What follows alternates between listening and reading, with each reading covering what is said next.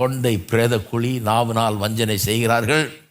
உதடலின் கீழ் பாம்பின் விஷம் இருக்கிறது, வாய் சபிப்பினாலும் கசப்பினால் நிறைந்து இருக்கிறதுன்றது அப்படியே பார்க்க முடியுது. அது மட்டும் இல்லை, உலகத்தார பாருங்கள், யூடியூப்பில் பாருங்கள் எப்படிலாம் பேசுகிறாங்கன்னு. பேசும்போது பார்த்து பக்கத்தில் சின்ன பசங்க யாராவது இருக்க போகிறாங்க. இவங்க பேசுகிற அந்த வெறுப்பு, பகை, கசப்பு, இதெல்லாம் பசங்க கேட்டாங்கன்னா கேட்டு போயிடுவாங்க. இப்படி தான் பேசுகிறதுன்னு நினச்சிக்குவான் அவன். இப்படி தான் நம்ம பேசணும் போல இருக்குது மற்றவங்களை பற்றி. ஜாதியை வச்சு, அதை வச்சு, இதை வச்சு, பல வித்தியாசங்களை வச்சு கண்ணாம நான் பேசி திட்டி தீக்கிறது, இதெல்லாம் நம்ம சின்ன பிள்ளைங்க காதால் கேட்கவே கூடாது. பாருங்கள், அவர்களுக்கு முன்னால் பேசுகிற பேச்சே கிடையாது. இது அவங்க கற்றுக்குவான். இல்லைண்ணா வாட்ஸ்ஆப் வேறு வந்துருச்சு இப்போது. நான் அதுக்கு முன்னாலே வாய் ஆப்ஸ் இருக்குது. வாய் எப்போவுமே வேலை செஞ்சுட்டு தான் இருக்குது.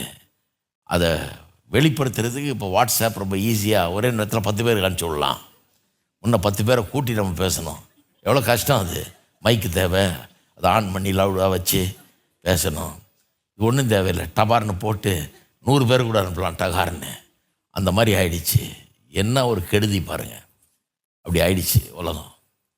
மனுஷன் பாவிங்கிறத நாவினால் வெளிப்படுத்துகிறான். அவனுடைய பாவம், அவனுடைய வெறுப்பு, அவனுடைய கசப்பு, அவனுடைய பகை, மற்றவர் மேலே வச்சிருக்கிற இந்த குரோதம் வெளியே வருது பாருங்க. அப்படி வெறுப்பெல்லாம் வெளியே வருது வாயினால்.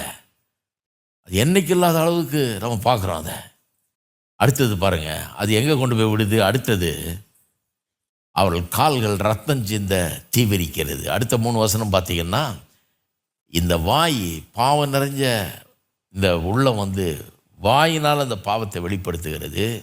வாயினால் வெளிப்படுத்தி வன்முறையை பிறப்பிக்கிறது. ரத்தம் சிந்த தீவிரிக்கிறதாம் கால்கள். ரத்தம் சிந்த தீவி இருக்கிறது. நாசமும் நிர்பந்தமும் அவர்கள் வழிகளில் இருக்கிறது. சமாதான வழியை அவர்கள் அறியாதிருக்கிறார்கள். இவங்க பேசுறதுனாலே கலவரங்கள் உண்டாகிறது, சண்டைகள் உண்டாகிறது, சச்சரவுகள் உண்டாகிறது, போராட்டங்கள் வெடிக்கிறது, எல்லாம் வெடிச்சு கிளம்புது, அமைதியே போயிடுது, வீட்டில் அமைதி போயிடுது. வீடு எப்படி குட்டிச்சவராகுது நிறைய நேரத்தில்.